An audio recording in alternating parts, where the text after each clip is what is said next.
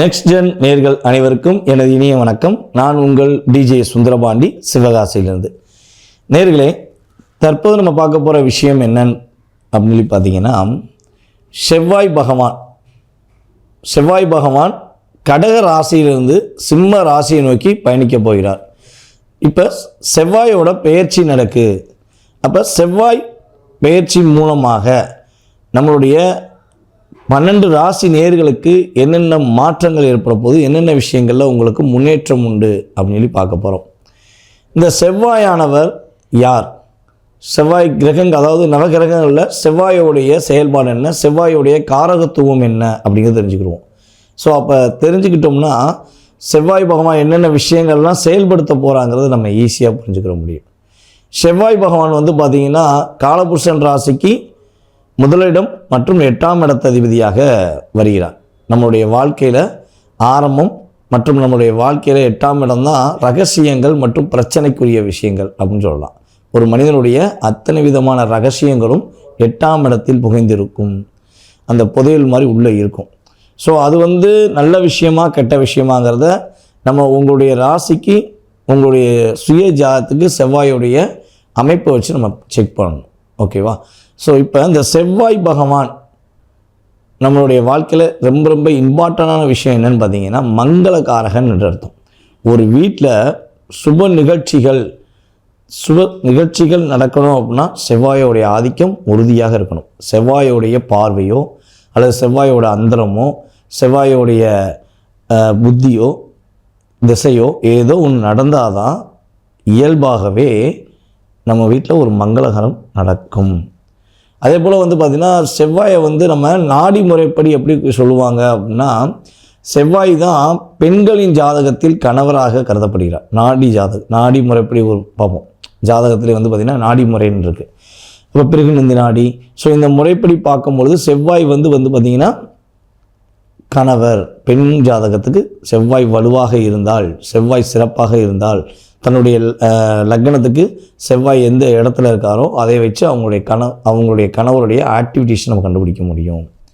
அதுக்கடுத்து பார்த்திங்கன்னா செவ்வாய் பார்த்திங்கன்னா விவசாயம் சார்ந்த செயல்பாடுகளுக்கு செவ்வாயோட ஆதிக்கம் நல்லா இருக்கணும். ஒருத்தர் பல வருஷமாக விவசாயம் பார்க்காரு, கிட்டத்தட்ட ரொம்ப வருஷமாக விவசாயம் பார்க்காருன்னா செவ்வாய் அவருக்கு ரொம்ப சாதகமாக இருக்காருன்னு அர்த்தம். அதே போல் பூமி சம்மந்தப்பட்ட எல்லா விஷயங்களுக்கும் பூமிகாரனாக வருவதே செவ்வாய் தான். அதே போல் நம்மளுடைய உறவு முறையில் பார்த்திங்கன்னா இளைய சகோதரியை குறிக்கும் பாவகம் செவ்வாய் தான்.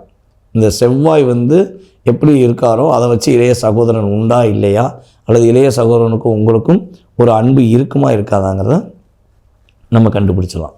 அதுக்கடுத்தபடியாக பார்த்திங்கன்னா உடலில் அங்கங்களில் அப்படின்னு சொல்லி பார்க்கும்போது பார்த்திங்கன்னா இரத்த நாளங்கள், நம்மளுடைய இரத்தம் சம்பந்தப்பட்ட விஷயங்களை செவ்வாய் தான் ஆளுமை கொள்வார். அதே போல் நம்ம இருதயம் இருக்குது பார்த்திங்களா, இருதயத்தோட எலும்பு கூடு இருக்குது பார்த்திங்களா, இருதயத்தை காக்கக்கூடிய எலும்பு கூடுகள். ஸோ அது செவ்வாயுடைய காரகத்துவத்தை சார்ந்தது. அதே போல் நம்மளுடைய மண்டை ஓடு இருக்குது பார்த்திங்களா, தலையோட மண்டை ஓடு, அதுவுமே செவ்வாயோட ஆதிக்கம். இந்த வண்டி வாகனங்களை வேகமாக போய் பட்டுன்னு அடிபட்டால், தலையில் அடிபட்டால் அடுத்த செகண்டே நமக்கு ஏகப்பட்ட பிரச்சனை வரும். ஸோ அப்போ அந்த மண்டை ஓடு உடஞ்சிருச்சுன்னா டோட்டலாக இவ்வாறு ஃப்ளாஃப் அப்படிம்பாங்கள்ல. ஸோ அப்போ அந்த செவ்வாயோடைய காரகத்துவத்தை வைத்து தலையில் அடிபடுமா அடிபடாதா அப்படிங்கிறத கேட்ச் பண்ணுவாங்க. அதே போல் பார்த்திங்கன்னா உணவு சம்மந்தப்பட்ட விஷயங்களில், அதாவது நம்ம அன்றாடம் சாப்பிடும் விவசாயம் சம்மந்தப்பட்ட உணவு சம்மந்தப்பட்ட விஷயங்களில் பார்த்திங்கன்னா தேங்காய் இருக்குது பார்த்திங்களா, தேங்காய் செவ்வாயோட காரத்துவம்.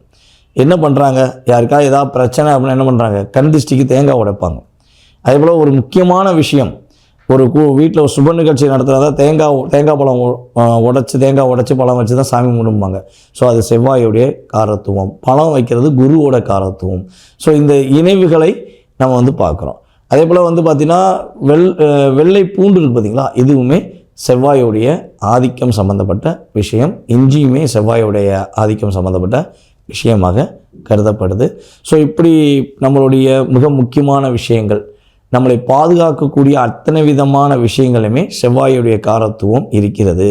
அதனால தான் யாரெல்லாம் சீருடை அணிந்து வேலை பார்க்குறார்களோ அவர்களுடைய ஜாதகத்தை வாங்கி பார்த்திங்கன்னா செவ்வாயோடைய செயல்பாடுகள், அவங்க வேலைக்கு உள்ளே ஜாயின் பண்ணும்போது செவ்வாயோடைய அந்தரம் தசாபுத்தி, நம்ம ஏற்கனவே சொன்ன மாதிரி அந்தரமோ தசாபுத்தியோ அல்லது கிரகங்கள் ரீதியாக ஒரு தொடர்பு கட்டாயமாக இருக்கும். அப்போது தான் அவங்க அந்த சீருடை சார்ந்த பணிக்கு போக முடியும் அப்படிங்கிறது கணக்கு.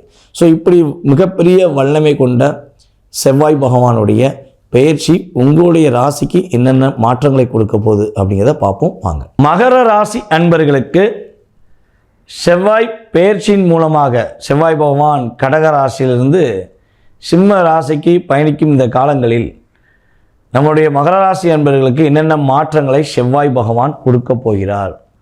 செவ்வாய் பகவான் பார்த்திங்கன்னா மகர ராசிக்கு 4ஆம் இடத்ததிபதி மற்றும் 11ஆம் இடத்ததிபதி, லாபஸ்தான அதிபதின்னு சொல்லுவோம்.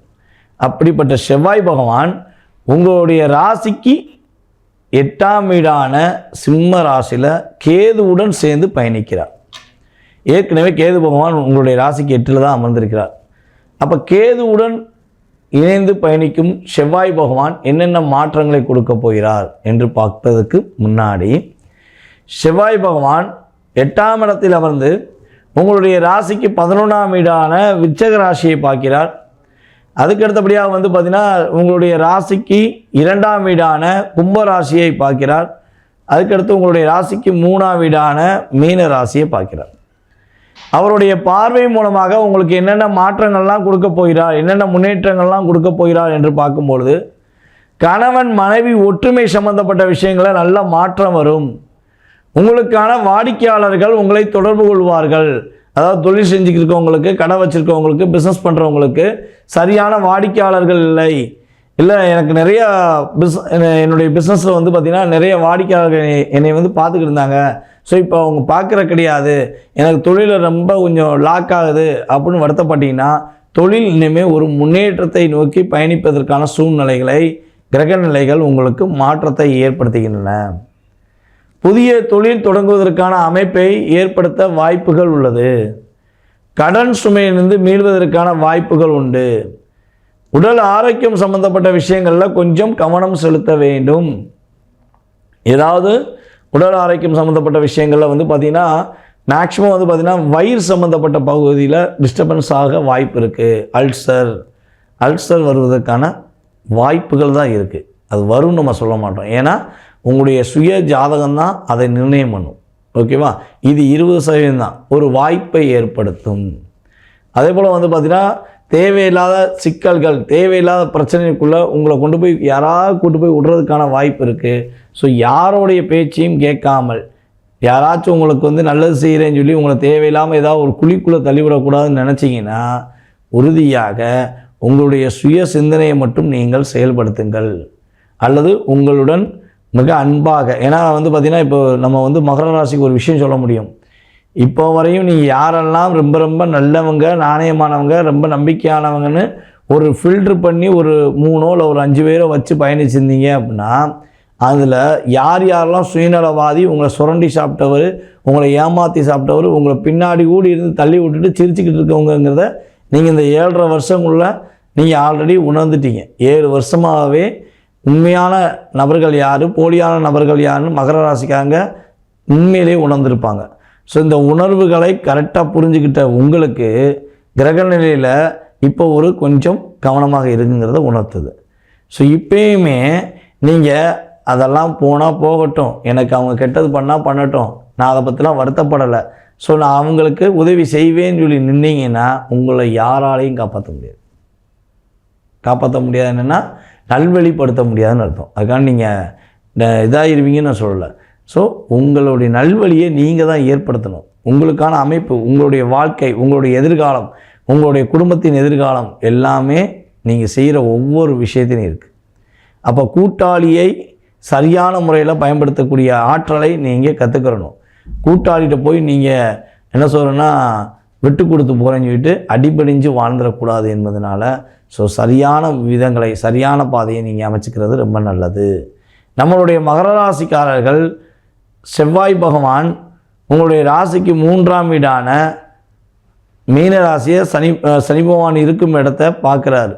ஸோ இப்போ இந்த காலகட்டங்களில் நம்மளுடைய மகர ராசிக்காரங்க என்ன வழிபாடு செஞ்சால் ரொம்ப நல்லாயிருக்கும் அப்படின்னா, உங்களுடைய வீட்டின் அருகில் இருக்கின்ற கிணத்து பக்கத்தில், ஆற்று பக்கத்தில் அல்லது கடல் சார்ந்த பகுதிகளில் இருக்கின்ற அம்மன் வழிபாடை பின்பற்றுங்கள்.